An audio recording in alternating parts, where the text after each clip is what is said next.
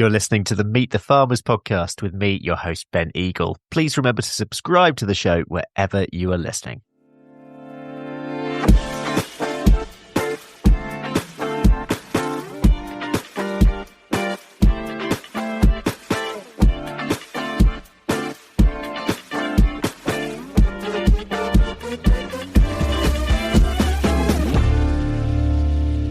Hello and welcome to episode 290 of Meet the Farmers. I'm your host, Ben Eagle. Today's episode takes us from the fields to the heart of London, but we're not talking about politics now. We're reflecting on a truly unique and thought-provoking exhibition that just wrapped up at Somerset House in London, marking its 25th anniversary. Titled Soil, the World at Our Feet, the exhibition brought together art and science to reframe how we think about the ground beneath us. Far from being just dirt, this exhibition invited visitors to see soil as a living, breathing system, one that underpins not only agriculture, but culture, climate, and community. The idea for the project came from today's guests, Bridget, Elworthy and Henrietta Courtauld from the Land Gardeners, who teamed up with Somerset House to bring the project to life. They've joined me today to talk about how the exhibition came to life, what it revealed, and why soil should matter to everyone, not just farmers. Bridget, Henrietta, welcome to the podcast. Lovely to be here. Nice to see you. Can you introduce yourselves first of all and give us some background? Okay, well, I'm Bridget and I'm Henrietta. And we started up the Land Gardeners about 15 years ago. We started up a cut flower business, but at the heart of it was actually looking into soil, how we can, heal our soils and feed them. And the flower business was just one of the things that came out of it. Yeah, we knew that we needed to get our hands in the soil and to be growing at a horticultural level. And yeah, it took us on a journey of research. We met soil scientists in Austria and we started composting, and then first at a horticultural level, and then now we've jumped the garden wall and we're doing trials at a farm scale. The reason for the exhibition was we had actually kept thinking, if only people knew more about how wonderful soil is. And, there's so much to know. And in fact, we're not scientists, but the more we got to know about what the life under the soil, we thought, really everyone should know about this. So we got sort of super excited and we decided to do a book that was about beauty and soil and recipes for the soil and recipes for food as well, to try and make it sort of almost like a very gentle door opening or window opening to people onto the world of soil. And because that sort of seemed to work quite well, we thought, well, what's the next step? How can we go the next step to get people, cast the net wider? And so we had this mad idea that we said, right, we're going to do a big exhibition in the middle of London. Then slightly thinking, that'll never happen. But off we set to Somerset House with this idea where we said to them, how about an exhibition on soil? And we had all these reasons why they should do it. We were sort of girded our loins and go, come on, we're going to really fight the cause. And of course, as soon as we asked the question, they just said, yes, let's do it. Wonderful them. Yes, exactly. They were very trusting of us. And sometimes art can show you things and tell you stories in a way that science can't. And we felt that we really wanted to touch people's hearts. We wanted them to really feel that wonder of soil. And of course, art is so good at doing that. And hopefully by doing that, we capture a wider audience than farmers and start to make people think about the soil, about where their food is from, or the brilliant role and important role of farmers in our society. And growers as well. I mean, we're a great nation of gardeners. Most people that garden intuitively know how good it is to be close to the soil, and they all love their soil and know they need to feed it and look after it. And I think, as Henry said, it's getting people, even people that don't have farms or gardens, but maybe want to do something to help support soil. So how they can do that is by supporting people that do look after the soil. So choosing someone to buy your food from that is actively, either organic or regenerative or, looking after the soils. So for those who didn't get a chance to see it. And hopefully there may be some listeners actually who did see the exhibition. If you did, listeners, please get in touch. I'd love to hear your views on it. But can you tell us what Soil the World at Our Feet was all about? What did people see? What did people feel? And what were you hoping visitors would take away? Well, it started beneath the ground, and we showed really that actually that soil is alive. It's the single most biodiverse habitat on the planet, and there are more creatures in a teaspoon of soil than there are people in the world. I mean, that's something now we hear more about, but so many people are not aware of that. We start by walking into a room where we had this incredible footage from this amazing scientist artist, actually, called Wim van Egmond from the Netherlands, and you feel like you are immersed in a core of soil. And you are surrounded by earthworms, by nematodes, by fungi, and it's busy, it's alive, it's humming. And at the same time, you can actually hear the soil. This wonderful man called Michael Prime has actually recorded the soil. So you hear these, it's a sort of strange tick, book, all these sorts of noises clicking away, but that is the soil at work. So we really wanted people to feel, to start by feeling they were actually immersed in the soil. Yeah, so it was a very multi-sensory experience. And then we had some other wonderful pictures from various artists and some incredible ceramics from Jo Pearl. She made some little figures of microbes in ceramic. And also Marshmallow Laser Feast had this incredible artwork which looked at all the data surrounding fungi and the mycelium networks and how these connections all happen under the soil. And so there was an incredible installation by them with a voiceover by Merlin Sheldrake and wonderfully detailed pictures of how fungi works by Mariana Hellman. So there was such a sort of kaleidoscope of ways of looking at life under the soil when you're in this beginning section. So this was really to try and make people feel that they were, somehow connecting with that life under the soil. And then you went upstairs and we really wanted to honor the part of soil that mostly people used to talk about, which was the sort of the geological makeup of soil. So we had various things upstairs to do with that. And we also wanted to then show how this life under the soil is connected to everything above. And a lot of those connections we don't even know about yet. I mean, science hasn't got us there yet. There is such a sophisticated, elaborate, genius system that's going on. And so the health of the life under the soil really determines the health of the life above. And if you think about pollen, say on a flower, that is determined how resilient and strong is that plant, and then the flower, and then the pollen, and then the bee gets the pollen. And so there's all these connecting interrelationships that rely on having healthy soil. Yes, and then it continued to really look at some of the things that people are doing around the world to heal our soils. There's a wonderful artwork by Fernando Lepos. He in South America has been planting agaves in great curved terraces that had actually been destroyed by chemicals, by the free trade agreement with the US had led to the mass spraying of chemicals across this land. And he is regenerating it through creating these wonderful curved terraces planted with agaves, which start to capture the water. And rather than removing the agaves, what they do is they just slice the leaves. They take those away, they turn into sisal, they turn that into furniture as a source of income. And meanwhile, the agave is staying in the soil, regenerating the soil, and these soils are coming alive again. And then he has this rather wonderful stool, which many of us from that era thought looked a bit like Dougal from Magic Roundabout. But it's very beautiful. And he does other beautiful works with sisal, with the community there. And so it was using artwork really to show some of these important stories. I'm really interested in the curation process itself in terms of how you decided what to put together. Did you start with a concept, or were you quite open in the process of looking and seeing?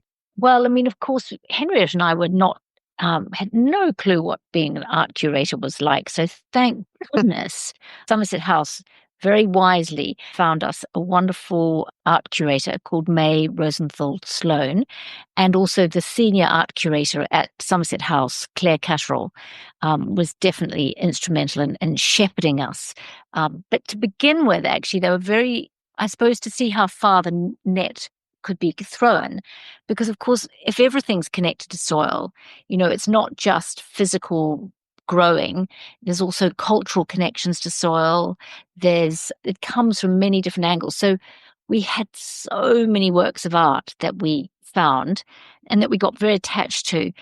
But of course, there was only so much space. So, of course, a lot of artwork got pruned down and pruned down. And with the amazing experience from May and Claire, they were able to weed through a sea of things to create soil with us.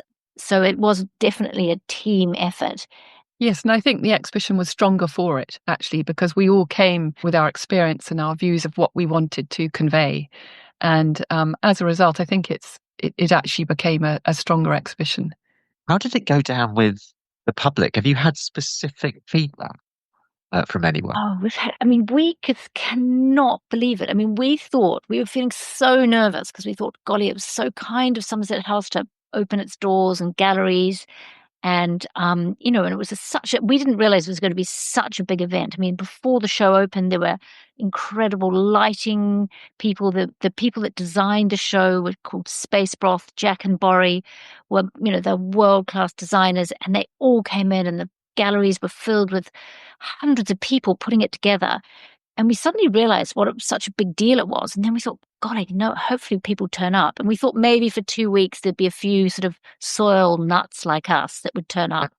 But amazingly, every day, that's the thing that probably has moved me the most, is the amount of people that came, and old and cool, young 20 and 30-year-olds. There was such a spectrum of people. It seemed to really touch a lot of people. So thankfully, it was incredibly well attended.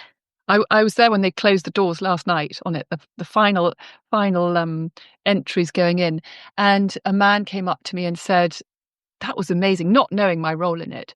And he then said, I just hope it's going to be permanent. I wish it was permanent, but at least it must travel.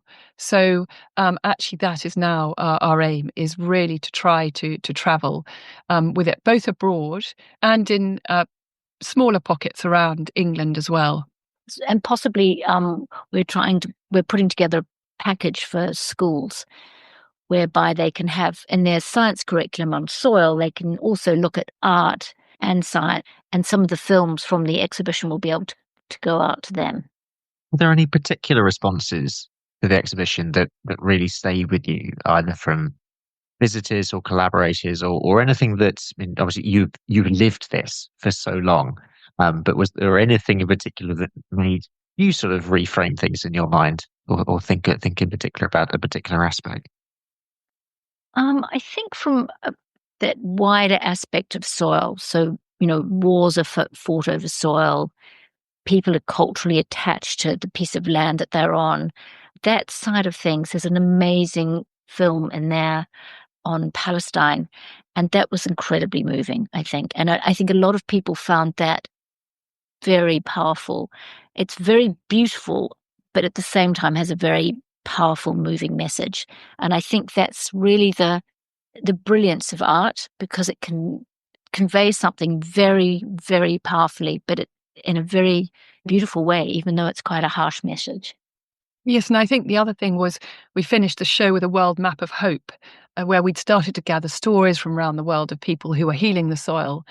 And it was interesting. Some people came to the show who were on the map, and there was this real feeling of a network. It was starting to feel people that were in your herd, that you were people who came to the show definitely wanted to go back and do something about the soil, whether they were gardening, whether they were farmers. And so it just really underlined to us that need really to have this community, to start sharing some of this knowledge that's around the world, really to create a more powerful community, really, where we can all support each other and really heal our soils. I think it underlined for us the need for us to get these stories out. So we are now launching this social enterprise to share knowledge and learning about these methods of feeding the soil. We're working with the Organic Research Centre, who are doing trials here in the UK. But we meanwhile are looking worldwide at stories from around the world, and we are going to be putting them on a platform, open source, so that farmers can go on there and see some of these methods of how they can feed their soils without chemicals, to try to de-risk that process of coming off chemicals. So it just underlined for us really that need really to share and to get that information out there. Just on that, I mean, tell us a little bit more about the social enterprise in terms of your aspirations for that. So it's going to be called Feed the Soil, and it's particularly looking at that angle of caring for the soil. So it will look at methods of composting, whether they're hot composting methods, whether they're slower using wood chip. It'll look at Johnson Sioux. It'll look at some stories of vermicast. It will look at microbes, Korean natural farming. It'll look at some of these stories that we've learnt.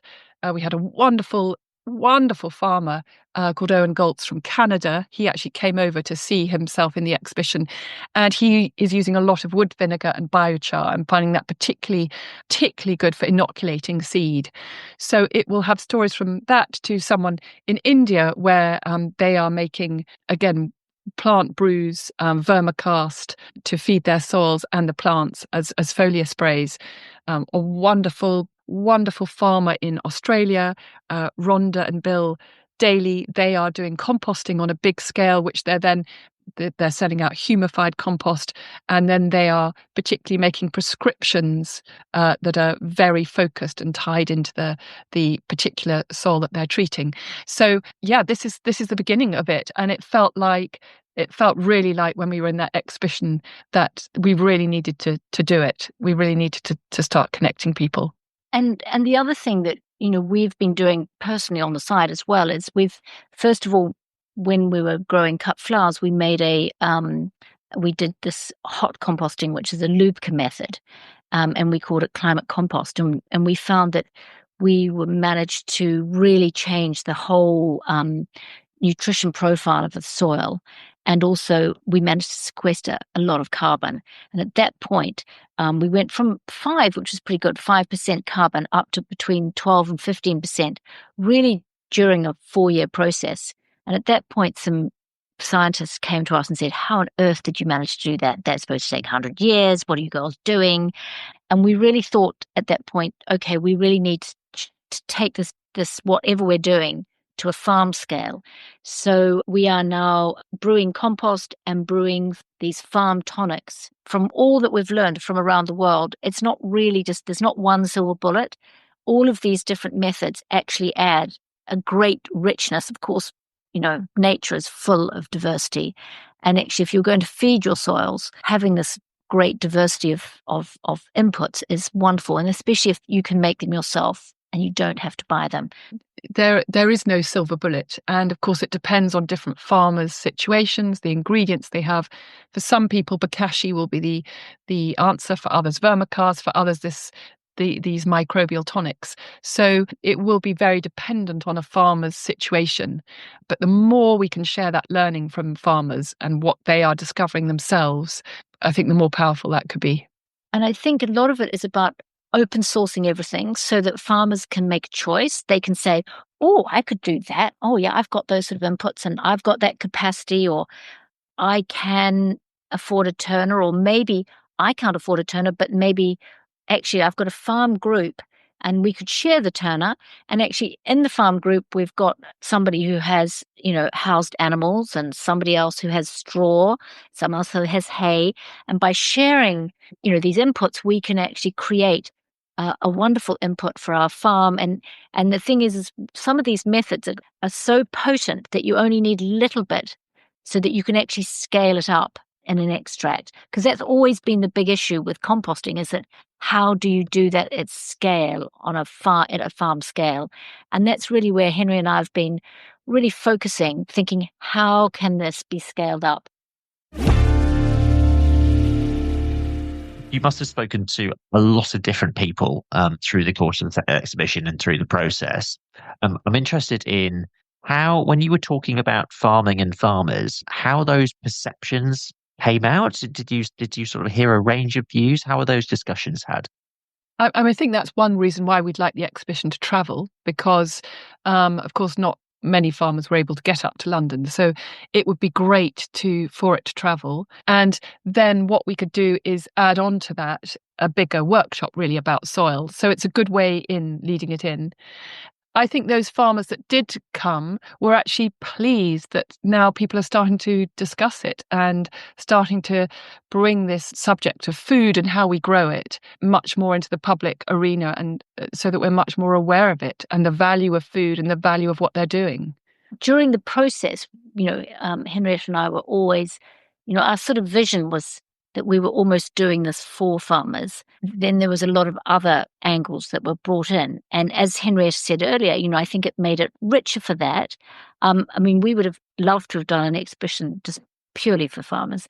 But I think by extending the whole definition of soil and and who's affected by it, I think probably definitely made the exhibition richer. And actually, at the end of the day, probably a lot of farmers weren't going to come into London to see the exhibition, but the farmers that did come were really moved by it. And we did get a group of farmers that came in when the king came to visit, and that was brilliant. And it was really wonderful seeing a whole lot of farmers walking in through the arches to Somerset House as we arrived that morning. And we thought, well, this is really why we created this show, because we love the idea of all these farmers getting on trains from all around England and coming into London. And a few of them did, which is great. As the exhibition goes on the road, is the idea that you will change what's involved in the exhibition? Yes, we'll have a core of artworks that will travel, particularly the films, because we don't want to have a huge carbon footprint with it. But as it travels, what we would like to do, whether it's going around the country or whether it's going abroad, is start to bring in local artists to tell the story of the local soil. So it will change as it moves. So, Henrietta, if anyone is interested in learning more, where can they go? What can they do to find out? If they go to our website, www.thelandgardeners.com, and there's a Feed the Soil pop-up there, and if they just pop their name in, then we can start to share some of this learning that we are discovering from around the world. And I am going to ask you these questions because they're the ones that I ask everyone when they come on the show. The first is a message to the public, which could be any message at all, and the other is a message to farmers. First up, a message for the public. Okay, so a message to the public is try to support people that are doing the right thing by soil. So if you can, find a local farmers market if it exists. If it doesn't, there are lots of people online that can send you really wonderful food. There's a multiple of, more local producers. And if you can somehow connect to whoever's producing your food, not only there is a sort of a level of trust that builds up, and actually psychologically it's good for you. It's great because you're supporting farmers directly. And if you can possibly try and find some way of supporting people, farmers or growers. A message to farmers. Well, I think we'd like to thank farmers because they don't get enough thanks for supplying all our food. And we do need to support them. And we would love them to start thinking about their soil more, starting to realise that it really is alive. If you think of that, more creatures in a teaspoon of soil than there are people in the world. They are all working very hard on our behalf to produce food. And I think what we'd love them to do is to come to see us at the Soil Medic tent at Groundswell. Groundswell is the most phenomenal conference now, really looking at some of these alternative ways of how we can farm. And Bridget and I are running the Soil Medic tent, and we will be having lots of talks there, panels, workshops. It'll be bigger than it has been before, and sharing really lots of these methods for feeding the soil. So we'd love them to come and see us, and we'd love them to share any of their stories, particularly any of their stories of successful stories, but even their failures, because we can learn from those. Bridget, Henrietta, we will leave it there, but thank you so much for coming on the show. And I also wanted to say thank you to both of you and everyone involved in the exhibition, the team at Somerset House. I think what you've done is a fantastic thing, raising awareness on all sorts of levels, all sorts of audiences. So thank you for what you've done, and please keep up the great work. It sounds like you've got some fantastic projects ahead. And yeah, we'll see you at Groundswell. See you then, Ben. Thank you. That is it for today. We will leave it there. A big thank you to my guests today, Bridget Elworthy and Henrietta Courtauld. Thank you also for listening, as always. Next week, we will have 3 episodes for you, all about agroforestry, a mini-series that was produced in association with the Forestry Commission. They will come out on Monday, Wednesday, and Friday next week. But of course, you can stream on your favorite podcast platform at your convenience, but they'll be out next week. Please listen to those and share them around when they come out. But for now, I'm Ben Eagle. This has been Meet the Farmers, and thank you very much for listening.